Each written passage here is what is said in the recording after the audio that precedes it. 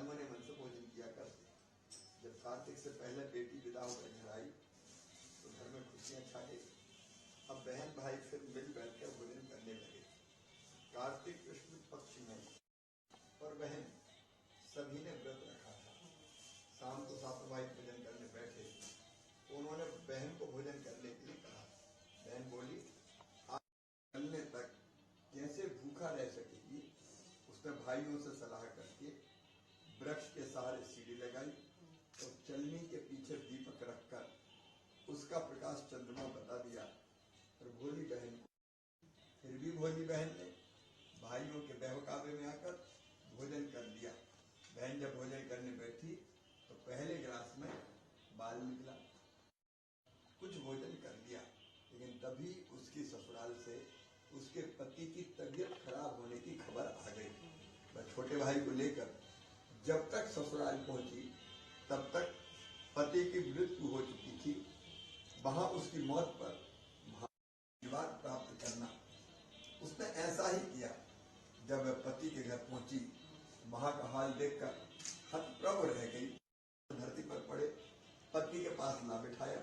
कुछ देर पीछे वह जोर जोर से ढकलाने लगी और बोली, हाय रोती जाती। तभी शंकर पार्वती उधर से निकले। पार्वती जी ने हाल जानकर कहा, हे स्वामी, ये तो बहुत कम उम्र। शंकर भगवान बोले, प्रिय आपका कहना सही है, किंतु यह अपराध तो गणेश जी के प्रति हुआ है, वही से संभालेंगे। उन्होंने तब उसका पति राम राम कहकर उठ बैठा तो बोले, आज तो मैं बहुत सोया। घर में आनंद छा गया। बहू ने वर्ष के सभी चौथ माता के व्रत किए। सभी चौथ माताओं ने कार्तिक की सबसे बड़ी करवा चौथ उसी से करती। बोलिए करवा मैया की जय। हे करवा चौथ माता, आपने जिस तरह साहूकार की बेटी को व्रत करने पर उसके पति को दीर्घायु होती थी, एक कार्तिक कृष्ण पक्ष की चतुर्थी के दिन उसका पति जब नदी में स्नान कर रहा था तो एक मगरमच्छ ने, क्या चाहती हो। करवा बोली, महाराज आप धर्मराज कहाते हो और यहाँ अधर्म हो रहा है। देखो मेरा पति नदी स्नान कर रहा था तो मगरमच्छों ने पकड़ लिया। आप उसे मारकर मेरे पति को, अभी इसकी आयु शेष है इसलिए मैं इसको मृत्यु नहीं दे सकता। करवा बोली, भगवान आप धर्मराज है। यस तुम्हारा गावत जग के सब प्राणी, ओम जय करवा व्रत करती मैया जो नारी व्रत करती। दीर्घ आयु पति होवे होए सुहागन नारी, सुख संपत्ति पावे मैया सुख संपत्ति अभिनाशे। ओम जय करवा मैया, करवा मैया की उनका हो पूर्ण सब विधि सुख पावे। ओम जय करवा मैया, जय करवा जय।